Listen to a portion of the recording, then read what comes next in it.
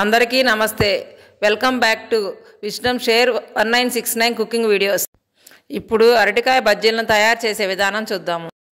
ఒక బౌల్లో 150 గ్రాముల శనగపిండిని తీసుకొని దాంట్లో 1 స్పూన్ ఉప్పు, 1 స్పూన్ కారం వేసి సరిపడే నీళ్లు పోసి ఈ వీడియోలో చూపిస్తున్న విధముగా కలుపుకోవాలి.